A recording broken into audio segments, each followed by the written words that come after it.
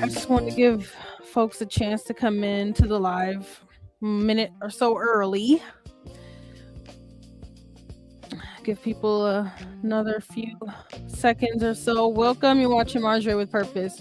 Today's topic, I get so many questions about how to better understand the opposite sex. So, if you're in here wanting more information about that, put your questions in the comments and I will answer them to the best of my abilities.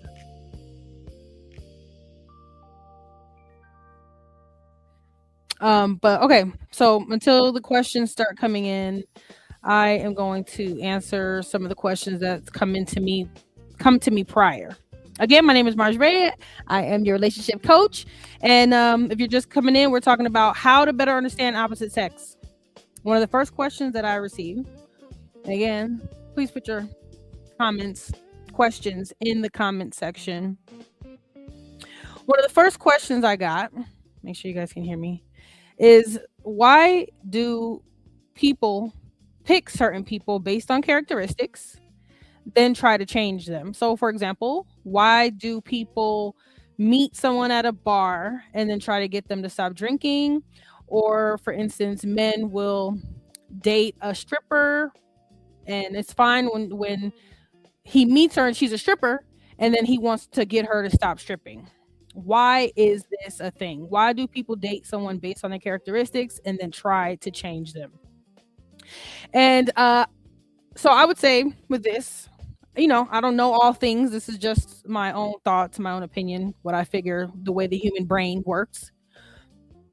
In that moment, when people pick someone that they're interested in, we're not looking at the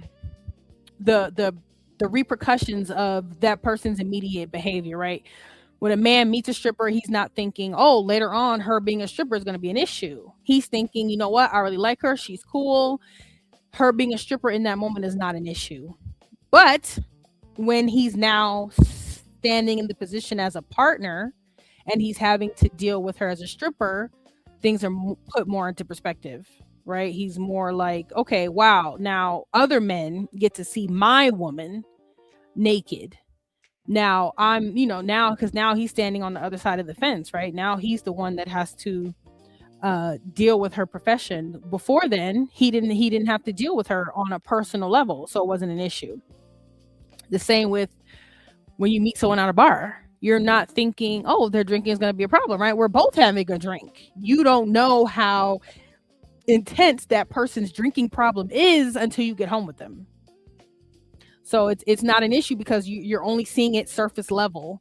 But once you get more and more involved and you start to see them on a personal level, you live with them, so you really get to see the magnitude of their lifestyle, their habits, where you don't know what's going on at first. You thinking we're just having a drink. It's not a big deal at first. So that's what I would say to that. That's why it's not an issue at first, because you don't know the magnitude of it when you first meet them.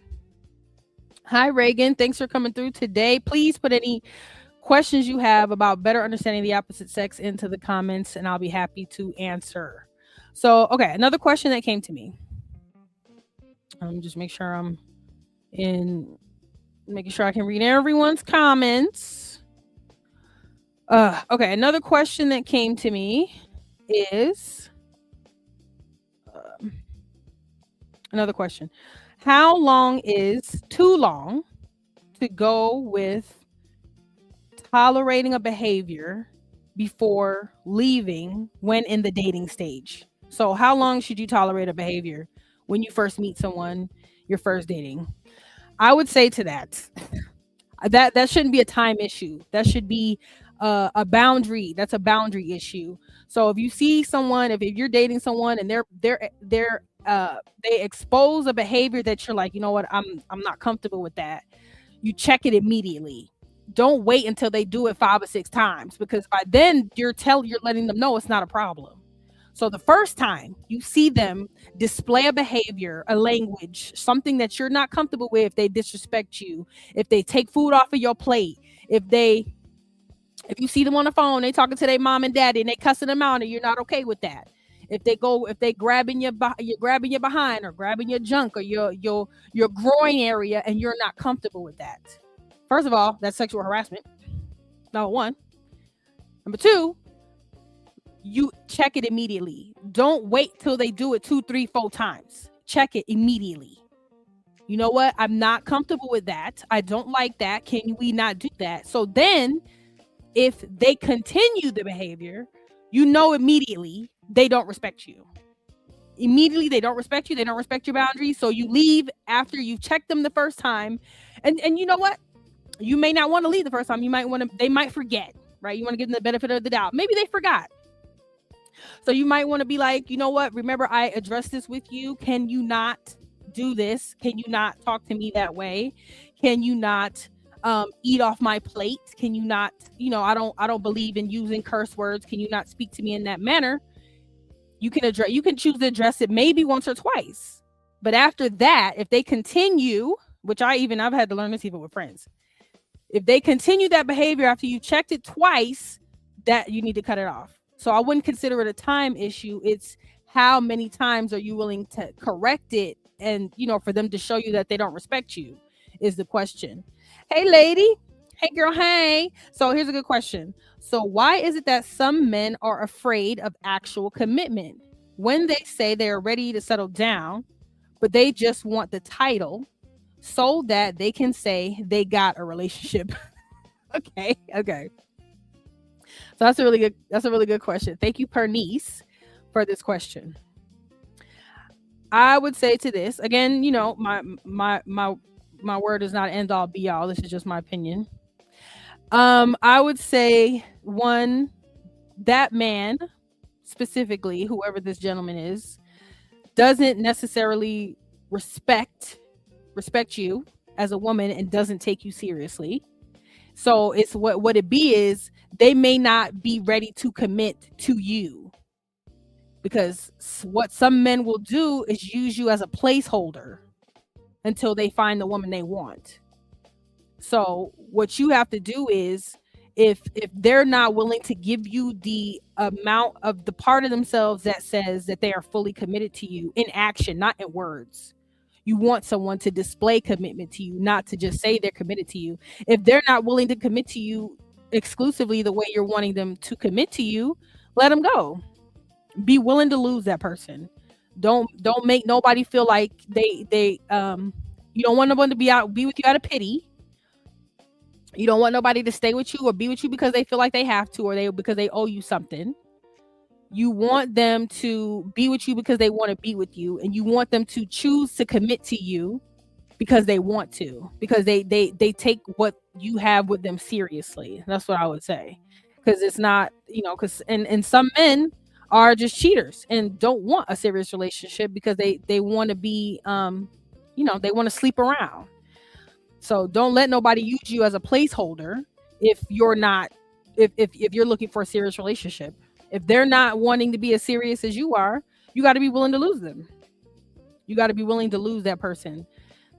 That's my honest thoughts. You can't don't let nobody don't make nobody think that you willing to accept them, that you willing to stay with them even if they're not willing to give you what you're asking. If they can't meet your standards, they need to go. It's as simple as that. That's what I would say to that. Have standards, know your value. Like, if you ain't willing to be committed to me as my man, I'm sure there's someone who will, and have that confidence. Because if you can find one, honey, you can find 3 at least.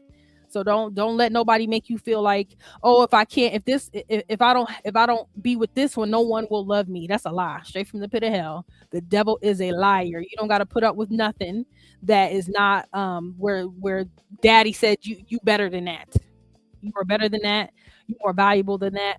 But if you're willing to if you're willing to lower your standards to be with somebody, that's okay too. That's a choice that you have to make and that you have to be willing to live with. I don't think there's nothing wrong with that. Sometimes that got to be done. Sometimes our standards are too high, but sometimes, you got to know your worth, know your value, and consult with the Lord. Lord, is this person for me? Just as simple as that. Lord, who is this someone you have for me? Don't be afraid to ask, because the Lord will let you know. The Lord do not waste time, and he do not give subtle clues. He will let you know clearly. So another question that came to me until somebody asked another question. Um, why is going on dates so important to women? So I think it's a good question, because sometimes I think it's more important to women to go out on dates, to get dressed up, want to go out to eat. Why is this so important to women?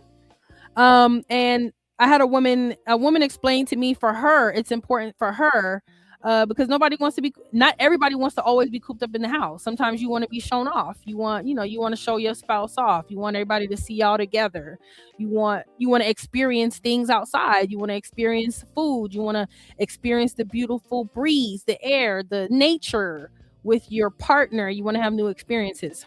So and some people are just superficial and just want everybody to see them with their person. Sometimes it's just they just want to be seen, and really that's the extent of that. So it just depends on the woman. Me personally, as a woman, I'm fine going out by myself, but I love when my husband and I go out together. It's fun to be out, and to see the sights together. So just depends on your woman. But I think for some men, I'm sure it's important for some men too. I don't know, men, if you're watching, tell me what you think. But I think it's important for some men too, to be outside, to go do new things, to see new things, to go places, to be, I don't know, be outside, get to some fresh air. I don't think there's nothing wrong with that. Pernice, yeah, I hope that was a blessing to you. Yeah, that's all. Give The Lord will tell you what to do. Ask Him. Do not leave Him out of your decision making. That's all I would say. But yeah, I think it's important for women to go outside.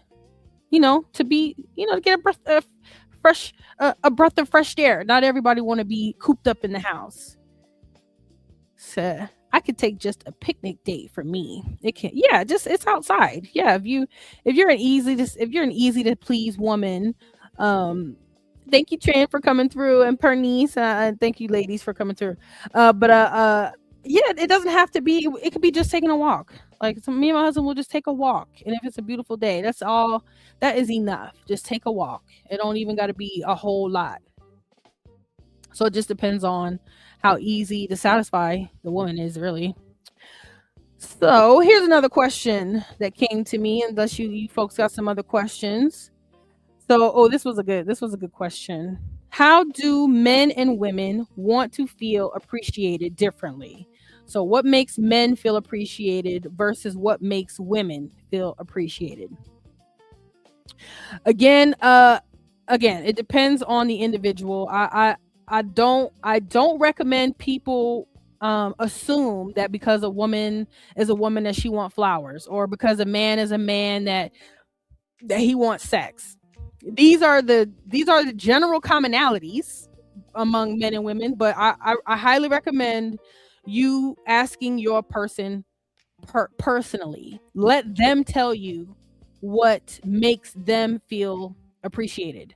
Don't assume, oh, because he's a man, he just wants sex, or he want what I've seen stuff for men like beef jerkies and stuff. Don't assume that that's what he wants just because he's a man. Ask him, babe, what would you say makes you feel appreciated? What would you like from me to make you feel appreciated? And men need to ask women. Don't assume that just because a woman is a woman that she like flowers. I am a woman that would prefer not flowers. So I'll take them.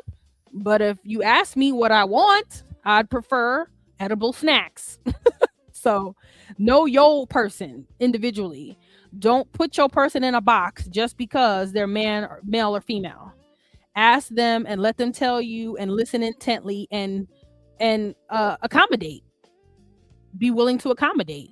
Don't ask them what makes them feel appreciated and be like, "No, I'm not willing to do that." Now, it's different if it's like out of this world, like if it's unaccommodatable, like, oh, I have a threesome. do have some outrageous something they're asking you to do. But if it's basic stuff like, go out to eat, I like how you cook, I like when you make this dish, if you could, make that for me, if I like how you whatever, make take the time and make them important enough to accommodate, as long as it's something that you're willing to do, that's not, you know breaking your values or making you feel used and abused.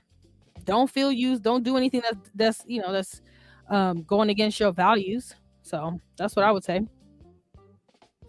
And one of the other questions that I had, if you guys have any other questions, please ask in the comments. Make sure I'm not missing anything. Okay. Okay. Waterband. Yes, everybody loves snacks. Everybody loves snacks. Okay. So here's another question. Should men lie to their wives in order to get sex from them? So, for example, if your woman is wearing something that's not appealing, should you tell her the truth and risk not getting the poo-tang that night? Should you risk it? Um, I I don't say lie. I wouldn't recommend a man lie. I would recommend a man be very wise about the way he responds and find a way to present to his woman honestly but lovingly that whatever she's wearing is not necessarily flattering for her body type. And if you're going to object what she's wearing, have enough nerve to like be like, hey babe, let's try this. I really like this outfit on you. That there isn't necessarily, that's that for me doesn't seem like it compliments you as well as this outfit might. Like, ooh, I love you in this right here. So I think men just have to be really tactical, very careful, very loving about how they approach that. And you want it to be where you are uplifting her, and so that you're wanting to guide her to feel more confident, not less confident. um be subtle on approach. Yeah, be very subtle. Absolutely. Absolutely. Be very subtle, be very careful, be very gentle. Definitely. Thank you. What a man. uh Evelyn says, should you date men outside of what you're attracted to, or trust that God will give you what you would like? mm, that's a good question. That is a good question, and I get this question a lot. I think I think I think it's important to, because let's be real, you can get someone that you're attracted to physically and they start opening their mouths and you be like, oh wait, you ain't that cute, I changed my mind. You're not what I thought you were. You're not as cute because you open up your mouth and you've turned me off, so now you're no longer attractive. So just like that can happen, I believe the opposite can happen as well. You get to know a man and his kindness, his love, the peace that oozes from him, from his pores, his intelligence, his wisdom can very easily make him attractive. And you'll begin to see the beauty in him that you didn't notice initially, because you begin to see his inner beauty versus his physical beauty, and you can very well become physically attracted to him where you weren't initially because you were only noticing him surface level. But when his spirit begins to shine, you can begin to become attracted to him. So it's a catch 22. It's like, yeah, you could get what you think you're physically attracted to, but that doesn't guarantee that you're going to continue to be physically attracted to him, in the near future or in the long run. So I would say, let a person's character, their love, their kindness, their wisdom be what attracts you to them. Because just like a good looking man can turn you off when he opens his mouth, a not so good looking man can turn you on when he opens his mouth. So that's what I would say. I would count on who he is as an individual, and let that be what attracts you to him, is his inner beauty, because that's what's going to be what you're going to be attracted to in the long run anyway. uh that takes a certain level of emotional intelligence, absolutely. And if you're not emotionally intelligent enough to accept someone for their inner beauty, you don't need to be in a relationship. And if you are in relationships and you only get with people that you're physically attracted to, 9 times out of 10 you probably end up in the same problem with the same problems you've always had, like being disrespected. No, they're cheating, they're you don't trust them, they're, you know what I mean, they're disrespectful, they're they're using you. You're going to see the same patterns because you keep picking the same person for the same, you know, for the you picking the a different person with the same face or something along those lines. So y'all know what I'm trying to say. But yeah, absolutely, I agree. So I've had that happen before, but he didn't believe in Jesus, had to let him go. I could see that. Yeah. So, taking all those things into consideration. Darn, I need to do some inner work. Right. Right. Yeah. It's, and it does take a level of inner emotional maturity, and being aware of yourself and your own desires, your own biases. And yeah, I think all of that comes with time and prayer. And Lord, show me who I am. Show me my ugliness. That was one of my prayers. And the Lord, He will show you your ugly.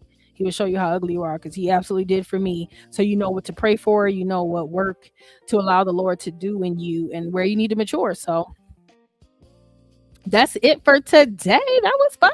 Thank you guys for all your questions. Hopefully that was a blessing to you. Hopefully I answered some of your questions. And yeah, let me know if any of the information you got today was helpful for you, if it made a difference in your relationship and your dating life.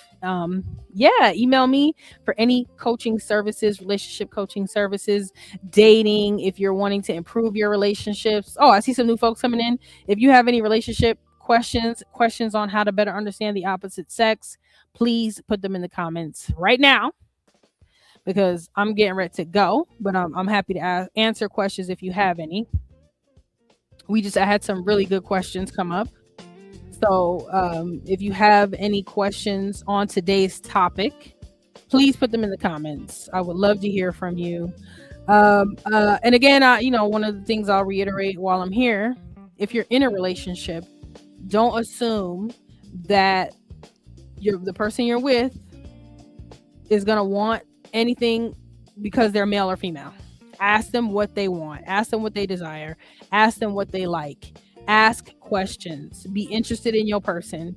Be wanting to get to know them. That's how you make relationships work. Ask questions. So that's it. Since people running out, I'm running out too. But hope that was a blessing to you. Catch me Tuesday live, 5 p.m. Mountain Standard Time.